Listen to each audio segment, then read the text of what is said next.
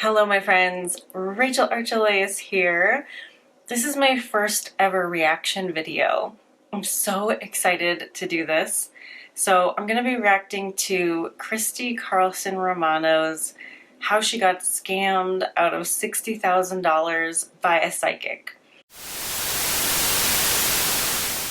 And you guys, if you already know me, you know what I might be saying to this video, and I didn't even want to watch it because, if you know, I grew up psychic. It's just a part of me. I don't feel like I am a psychic, like I just am psychic. I used to do it professionally. I do psychic live streams here on YouTube, and I hate these stories because it's like the whole used car salesman thing. Like, people gotta buy cars. Not every used car salesman is a scam artist. My dad, that's what he did when I was growing up, and he was really good at it and really kind and amazing, and I learned so much from him. So I just think, like, we gotta give people a break, right? I can't help it that I'm psychic, but I've also never scammed anyone, so I want to react to this video. I've already watched it and it's so good, you guys. I'm so excited to react to it. And I grew up in the same hometown as Christy, so there was a Christy Carlson Romano Day eventually. Like, she's very celebrated where I come from. So how did Christy get scammed out of $60,000 by a psychic? So this is how psychics conned me out of 60 grand. This is like the biggest mistake I've ever made financially. I was approached by a psychic at my stage door when I was doing Beauty and the Beast on Broadway. Nobody saw it coming. It was completely random. It was a person who completely targeted me and had maybe seen the show. I'm not sure. It probably was just somebody who was seeing that a bunch of people were rushing me at the door and said, there's my next target. They came, they gave me a card and said, I know exactly where your life is supposed to go. I at the time was very sad, very lonely. I was a little confused about where my career was heading. I was nervous. All right, I know she's gonna continue that thought, but for me personally, no one's life is supposed to go anywhere. It's whatever you want to create out of your life. Like, yes, in my opinion, we are born, we come into this life having some like themes, some ideas of what we want to do while we're here as human beings. Like, I believe we are spiritual beings first. We're non-physical, and we're just coming here. We're projecting part of our consciousness into this body, but that's not the only part of us that exists. So basically, there is nothing we're supposed to do. It's not like when we come into this body, we're then cut off from our bigger creative self. We adjust, we learn, we adapt, we change, and there's no like one destiny for every single person. So that is like a red flag to me right away.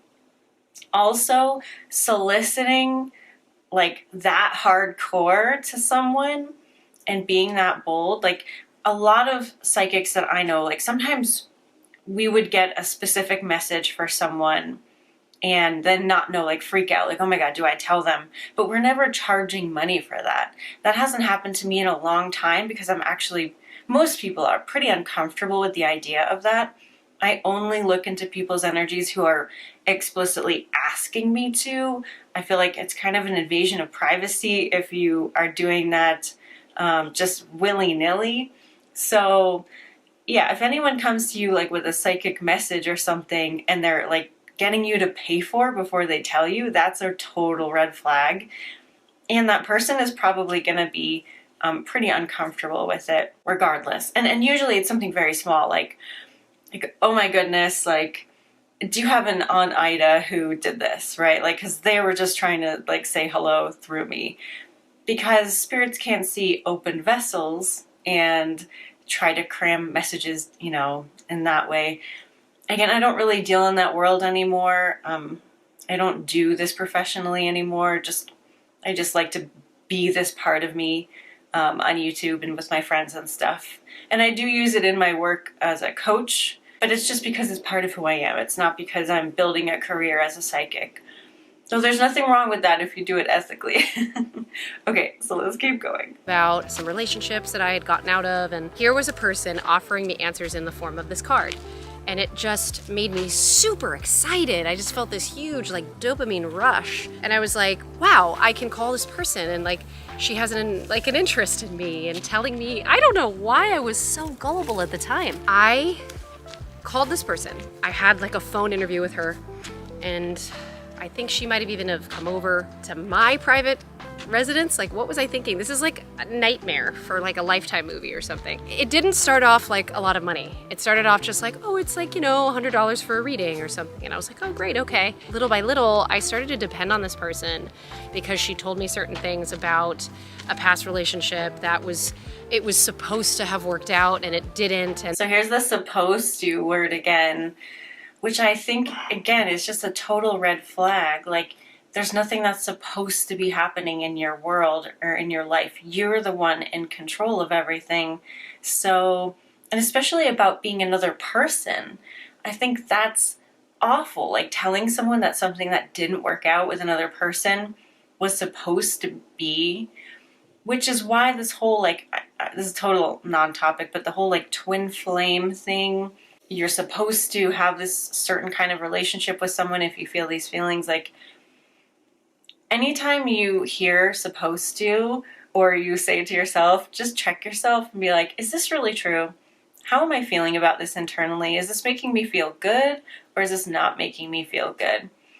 And it's interesting that she got really excited when she was handed that card. Maybe it felt like relief, like she didn't have to figure it all out on her own, or like someone had answers for her. And I always tell people, like, follow what feels good. And so in this case, would I be telling her to go meet that lady? Perhaps, but the minute it stops feeling good, the minute it stops feeling like relief, that's when you gotta run. Let's keep going. That I needed to try to make it work. I was probably the best candidate to be bamboozled by someone like this. By the way, I wasn't the only client that this person had. They had tons of clients that were keeping their lights on. So I was in Manhattan. This person lived in Hoboken, like across the bridge. And I ended up starting to have such a dependency on this person that I actually went over to her actual psychic shop in Hoboken and was doing like readings there. I was doing strange crystal things and like meditations. And I mean, that's crazy, right? Like, I was raised Catholic. I was raised to believe in God and saints, and I was confirmed. By all rights, this is very much not what I was raised to believe in at all. So here I am doing this like weird witchy stuff, and none of it is actually geared towards, I think, intending good for me. Mostly it was just a person who was like, what do I say? How do I angle this? How do I exploit her vulnerability so that I can get her to come back? Yeah, that's just awful, right? Like, now obviously she didn't feel that way at the time, that this was just a manipulation. And I know a lot of really wonderful people who use crystals. And of course, meditation is one of my favorite tools for myself and my clients. But that being said, there are a lot of different kinds of meditations, and I really like the simple, plain old listening to your breath or listening to white noise and just feeling a connection with yourself. And I also really strongly believe, like, we are the ones with all of the power. It's not in a crystal, it's not in a mantra, it's not in someone else, it's not in a healer. And so taking back ownership again of our lives, of our future path, of our energy, of everything is really important to me. And that is the number one thing. Actually, that's the number one thing that got me out of being a psychic, is because I didn't want people depending on me. I really resented the idea that people would come back to me again and again and ask me the same questions over again. And I decided early on that I really loved helping people to create the future that they wanted instead of just asking if it was going to appear. But I had to do a lot of readings with people to figure that out. Like, I had an open door policy. I worked at a metaphysical center, and people would just come in and ask me whatever they wanted. And I realized, like, yeah, this isn't for me, because I want people to take ownership of their lives and like actually do the work to create the future that they want or the relationship that they want. So So just giving someone, and we'll get into this further, but like giving someone like, oh, just go do this meditation and like this will happen. It's a little bit more involved than that. I feel like changing your life, changing your self-opinion, changing your outlook. You know, there's so much to it, and I feel like coaching is much more helpful than psychic readings and stuff in that sense. However, I think the biggest reason why people can get a lot of value out of a psychic reading is just for validation. Like validating what you already knew about yourself. Like if you have an idea that maybe you have this kind of gift and you want to offer that up, or you want to like pursue that as a career or a business, and like somebody who doesn't know you reads your energy and they're like, oh, this is really natural for you. This is really, you know, you have this as like a soul gift. You have this coming forward in your energy. Like that can really help someone be like, oh, so I do know myself. That's what I really like psychic readings for, is like just the validation. And then it's up to that person of what they want to do with it. So anyway, I'm rambling. Let's go back. She started giving me more things to bring home. She said, okay, well, if you give me more money, you know, this is this amount for this very blessed, very special candle. I can go get it, but you need to pay me thousands of dollars here, $1,000 there. And so like I was so... Don't pay thousands of dollars for anything unless it's like something that you already know and really want on its own. So energy, your energy, someone else's energy, like you don't need to pay for that. You got plenty of energy of your own. You can access any kind of energy that you want through yourself. I think there can possibly be like a placebo effect of you know, being told like, oh, this is a really important thing. This has incredible energy that's attuned to this or whatever. Sure, you might feel empowered by that, but you're doing the empowering, you're doing the changing. It's all you. It's not the actual object. Like other vibrations, other energies can influence you to your own alignment. So sure, energies exist in objects, right? Like that's just a given. But it doesn't mean that you need them in order to access them on your own. You have all of the access that you could ever want. And influence does exist, but you don't have, like, don't pay for it. You don't need to pay for it. Unless it's something like actively helping you and you feel like it's worth it. You feel like, okay, I'm going to spend my money on this, but I can afford it and I'm fully aware that I'm able to do this by myself. Like I can cook, but I do like to go out to a restaurant and have someone else cook for me. I'm aware of that transaction, right? I'm aware that I could prepare that meal for myself at home possibly, right? But I'm willing to pay for having it done for me. Like if you want to buy a crystal, if you want to buy a charged candle and you are aware of the transaction, go for it. But don't lose sight of the fact that you have all the power, you have all of the control, and you can access any energy that could possibly exist in something else. Thinking that I was gonna go back with this one person who I had dated in college for like a second, right? I was just so bamboozled at that point that I was like, give me the candles and give me the crystals and give me the things and I will light them and I will do all the things. I had a fire in my house because of one of these candles having to stay lit. It didn't harm anybody. I had gone down to like the deli or something, and when I came back there was like fire trucks and they had told me like, look, we put out a fire in your house, and that was what it was from. It was from these weird witchy candles. I'm not saying that practicing witchcraft is not something for some people. I know that it exists out there. What I'm talking about is people that are trying to exploit people. So now I'm coming to her a lot, and yeah, so I'm glad she said that. You know, she's not diminishing everyone who is Wiccan or a witch or does witchcraft, which is different from being psychic, although they, you know, people can combine them. Like this lady seems to have combined some elements of that. But yeah, it's not the whole bunch of people. It's just the particular ones who take advantage of others.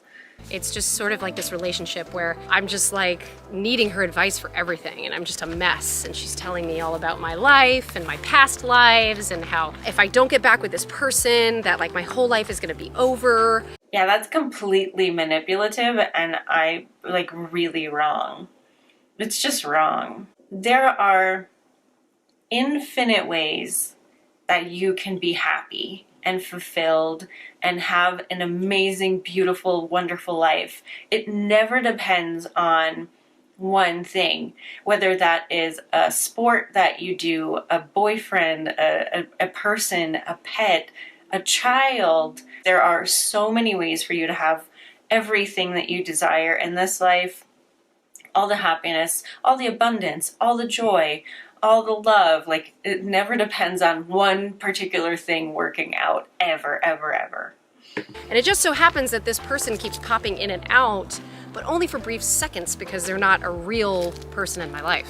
That only kept satiating and stoking the fires of my codependency. I really just was so sad. I wasn't focused on my career enough. This was sort of like my little secret, my little shame that I didn't want to talk about with anybody, and nobody really knew. In fact, my parents did not know about this. I was, I guess, using money that I had here and there, but at a certain point, it got really crazy, and I managed to give this woman a lot of money from my account because she told me that I needed to get this big crystal, and that the big crystal would be blessed and it would essentially suck up all of the darkness from my past lives, and that there had been a hex put upon my family and all of these horrible things. Okay. Not true. Not true. And even if it was true, okay, let's just pretend there are ways to manipulate energy. There are things that can transmute, suck up energy, right? Even in nature, mushrooms can radioactive waste. This is not a new idea of the idea one thing can change another.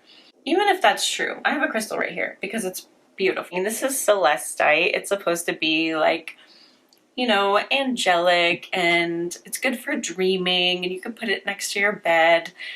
And that's fun. If you want that fun story, if you want to have that for beauty, right? There's nothing wrong with that. I'm not saying crystals are stupid and bad and that they don't have properties. They do.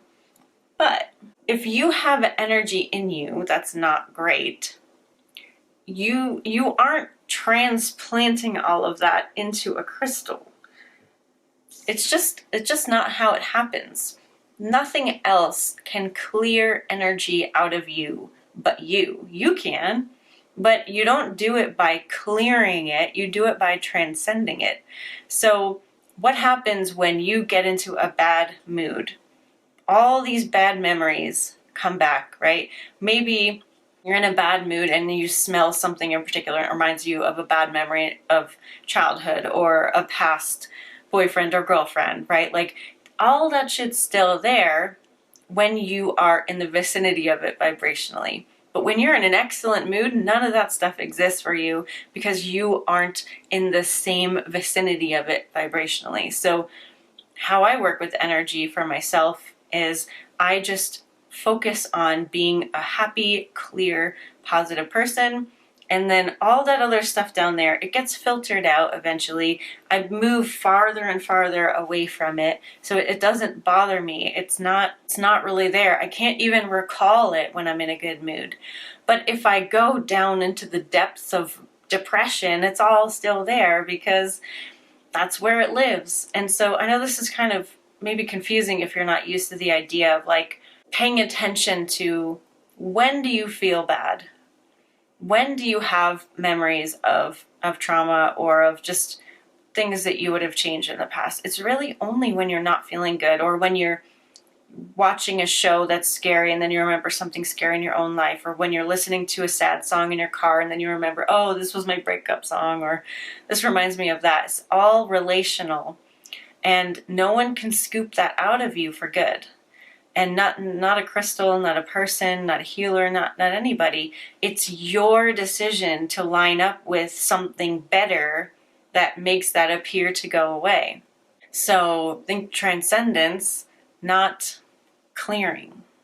Hope that makes sense. Maybe this sounds just as woo-woo to you, but anyway, it's free and it doesn't require paying a lot of money, and you'll see how much to buy a big crystal. Okay, so like I had said, I have been raised Catholic, but I didn't really know what to believe. I think I was having a crisis of faith, and I think that's what was happening in my mind. I didn't know who to pray to anymore.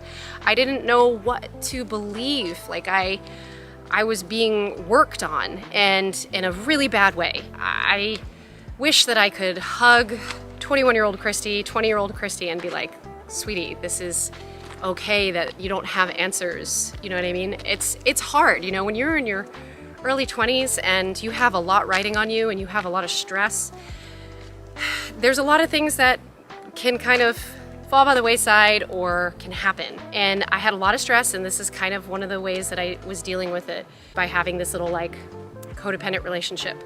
Yeah, and especially with someone who's so confidently telling you that they know what's best for you, like that's really appealing. I totally get that.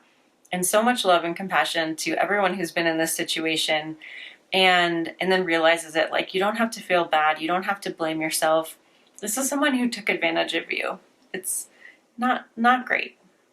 So I give this lady $30,000, and then the crystal never comes, because after I gave her that money, I immediately got upset. I immediately knew I did something wrong. I had immediate buyer's remorse, and I was like, I don't know what happened, but there was like a moment of clarity after I gave her that money, and I was like, oh my gosh, this is too good to be true. There's nothing that I can do to either A, salvage this relationship, or, you know, my career is in its own path. It has nothing to do with whatever this lady's saying is happening, because a lot of things were coming to fruition. I was getting a book deal, I was getting a record deal, I was getting all these things. And a big part of me was like so intertwined with the outcome of those things happening that I wanted not just to leave it to chance, See, I thought that I was empowering myself. I thought that by doing this, I was gambling in Vegas and playing the cards in a way where I was like reading the cards. Or so. I felt like I was in charge when I was completely not, which is probably part of the hustle, is that they want you to think that you're in charge. Yeah, that's so scary to me, because every part of what I do is to guide people to themselves and to know their own, you know, what do your emotions mean to you, and how do you communicate with the bigger part of you, which some people would call God. Like, I grew up Catholic too, but I never liked the idea of like praying to something outside of me or relying on something outside of me. And I never felt like the portrayal of God as a singular being worked for me. I kind of think about it as all that is, the universe. There's no agenda there. There's no morality there. It's just like this consciousness, this pure consciousness that we're all a part of. So that's my belief system. It doesn't have to be yours, but everything that I do is to help people know themselves better and to know how to make their own decisions based on what feels right to them, and to help them be happier in their lives so they have more understanding of where to go. It's really hard when you don't feel good and you feel pressure and stress to know what the best decision to go into is. And that's why I just, every single time someone asked me, it would be, what feels best to you? What feels best to you? What feels best to you? And so hearing like this con was like giving her the idea that she was in control of everything, it scares me, because I just would love for everyone to have their own guidance, you know, and to not feel like they can't trust that. That's why feeling better gives you more to work with. You know what I mean? There's this idea of like that desperate need is never a time that you want to ask someone else. Just hands down, if you feel desperate about something, try your best to go within. Anytime you reach out in a desperate state, you're kind of just asking for whatever opinion someone waiting around has, which is more than likely not going to be the right thing for you. So anyway, we will continue. All I could have been working towards is bringing myself closure for things working out in some ways and not working out in other ways. You know how you look at yourself when you're older and then you look back and you're like, oh, this is that one thing for me that I'm like, I just wish I hadn't done this. Round 2 of me being a total idiot. I move a couple months later to California. I stopped talking to my family because I'm in a new relationship with somebody. That relationship, surprise, isn't going very well because I'm not in a place to love myself, much less be in the relationship with another person. Yeah, that's like what I mean, you know, if you can't love yourself, if you can't care for yourself, if you don't have a smile toward yourself, like, how is anyone else's advice really going to help you? You're going to skew it. You're going to second guess it anyway. It's going to be warped. Like, there's a lot to be said for having a clear state of mind. And I know that's not easy. It's not always possible. But I think that should be the goal before, like, get your footing before you start bringing in other people. Continuing the relationship, and that person dumps me. And I'm devastated. I decide that, oh my gosh, she was right. One of the things she told me before I quit her, because quitting the psychic was a whole thing. Like, I had to get my dad involved. I had to get like police involved, Bo Deedle involved, because he was friends with my dad. And I had to get a whole litany of people involved to air my personal issue in codependency with this psychic. I was not proud of how that transpired, but the lady did stop. You know, she was communicated with. I think my father kind of intercepted her coming to my place, and then she never came back again. I never heard from her again. Yeah, that, again, I mean, obviously she already knew, but total red flag. Like, if you can't just email or text or call and be like, okay, I no longer require your services, thank you. Like, if it goes any farther than that. She basically just said like that my life would never go the way that it was supposed to go. And I was haunted by that, even a couple years after it, right? So now I'm not talking to my family, not showing up. I'm drinking too much and I'm... Oh my God, your life will never go how you want it to go. That is just absolutely awful, right? Like, obviously I don't need to say that, but if anybody ever says that to you, it's not true. Okay, so I like to show this to people. How to tell what is your truth, right? So it's very simple. Your truth will feel resonant to you in your body. So how do you know if it feels resonant or not? Like, okay, say to yourself out loud or in your head, my name is Oak Tree. It might not feel bad, but it just feels pretty neutral around this area of your body, right? My name is Oak Tree. It doesn't change how I feel. It just doesn't do anything for me. But if I say, my name is Rachel, it does change how I feel. So in your head or out loud, say to yourself what your real name is. I feel like an inwardness. I feel a warm, kind of tingly feeling.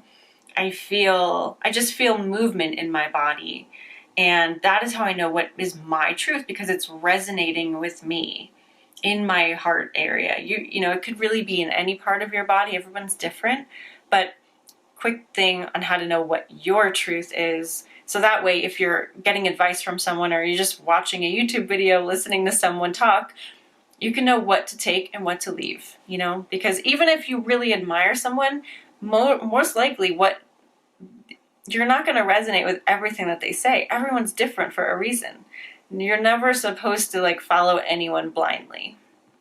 Said and like all these horrible things that like are happening coincidentally because I haven't developed other skills of coping. I drove by a psychic office and I don't know why that office, but I'm all alone. I'm feeling very vulnerable and again, was just totally dumped. And I decided that it was that darn crystal that I didn't get that's ruining this life. So I march into the psychic's office and this is what's called doubling down. I doubled down and I said to the psychic, listen, you could do a reading on me, sure, but I need this crystal. Now this lady, I don't know how and what she was thinking, but she probably saw dollar signs. So she was like, okay, All right, absolutely anything you need. She had her son like checking on me and had me intertwined in her family. It became something very quickly, even quicker than the one in New York. I was just codependent from one situation to another situation to another situation. I mean, come on, Christy, get a backbone. So that was a total of $60,000, but it's actually over that with all the extra little readings and palm readings and candles and all that stuff that I got. It was probably closer to like 80. It goes without saying that I learned a very valuable lesson in all of this. One is, if a relationship isn't working, it's probably because it's not meant to be. You gotta move on. You gotta just let that person live their life, and you gotta live your life. And eventually you will grow to a place where you can be in a relationship with somebody else, but you gotta love yourself first. I will never go near another psychic. Don't ever come for me, because I will push you away. You really sometimes don't have anyone to blame but yourself. That's okay. You know, we can forgive ourselves for making very serious mistakes. It takes some forgiveness and some time, but eventually, if you fight through it, you will get out of the woods and you will be a more resilient person. And so that's how I feel about it. Okay, so that's the video, and you know, I totally understand the aversion to psychics now. Like, first of all, you never need a psychic. A psychic, again, it's just like a restaurant. If it feels good to you and you're fully aware of the transaction and you have your own center, you just want some validation, or you just want to have a peek into your energy or your past lives or whatever else that you're looking for, nothing wrong with that. I have many psychics in my life that are my friends, and I do occasionally go to my friend Angie. She's amazing, totally amazing. And it's fun for me once in a while, but I never base my life decisions on it. Though if you're feeling into it and that feels resonant for you, like it's really just validating your own feelings, then absolutely go for it. I teach intuitive art, which is how to access your own higher self, your own higher wisdom, through drawing, which is wonderful. But again, it's about you interacting with you. It's about you accessing your own intuition. And that, I feel, is really, really important to know how to do, even if you are going to a psychic.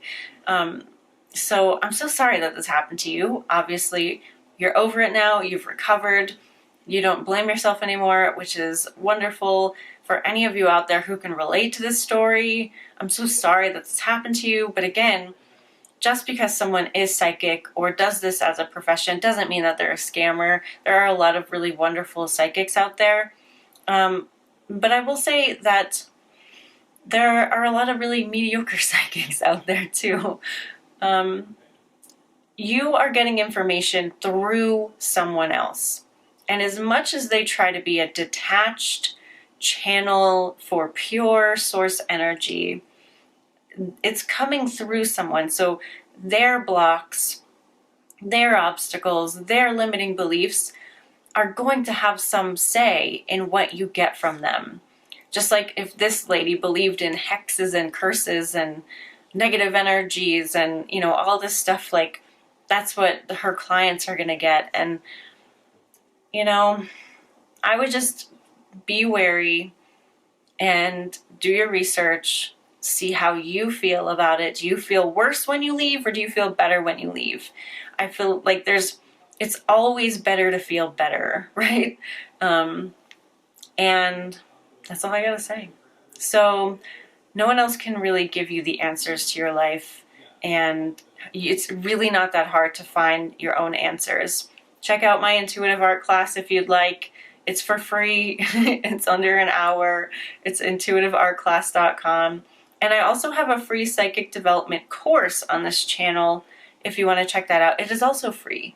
And if you want to learn how to see energy or just feel your own energy even more, if you're interested in your guides, which, yes, there are non-physical beings, like this world does exist. And I hate that people are using it to manipulate people. And Lord knows if this lady was even really psychic. Who knows, right? But it does exist. It is real. It is wonderful to know about. It is fabulous to connect with on your own. And I do really love interacting with psychics. The ones that are legit and non-manipulative and make you feel better. just by being an open and honest channel. So I hope this helps. Let me know if you have any questions about it, if you want to see more videos like this. This was really fun. And thank you, Christy, for posting this. I hope it's okay that I did this video. Super love to you, and lots of Milford love as well. All right, bye for now.